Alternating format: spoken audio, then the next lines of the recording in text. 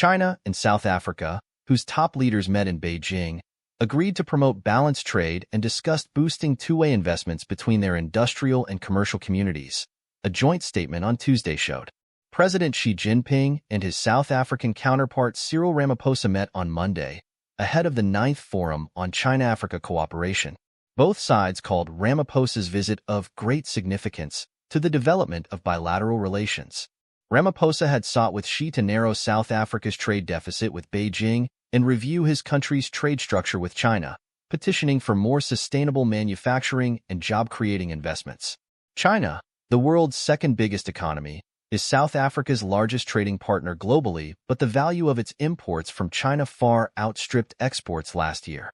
In the joint statement, China showed it was willing to uplift job creation, citing recruitment conferences for Chinese enterprises to promote local employment in South Africa.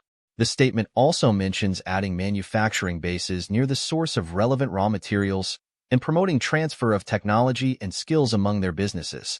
China was also willing to share more of its experience in poverty reduction and rural revitalization, according to the statement published by the Chinese Foreign Ministry.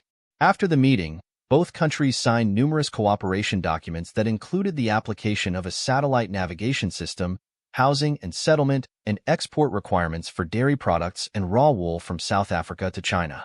Both nations are looking to expand cooperation in renewable energy, energy storage, transmission and distribution, the statement said, adding that they will co-host a new energy investment conference to be organized by their chambers of commerce and associations. But that document did not include any specific fresh investment or financing pledges.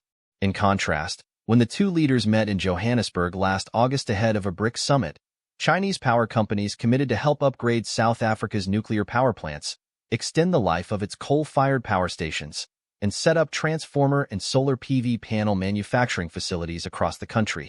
Then, Ramaphosa said Beijing had extended a grant worth 500 million rand for the power sector, without giving timelines. In Beijing, the two leaders also jointly called on the international community to support African countries in implementing the African Continental Free Trade Agreement, an FTA that would make up the world's largest free trade area, creating a single continental market for goods and services, helping Africa advance its integration.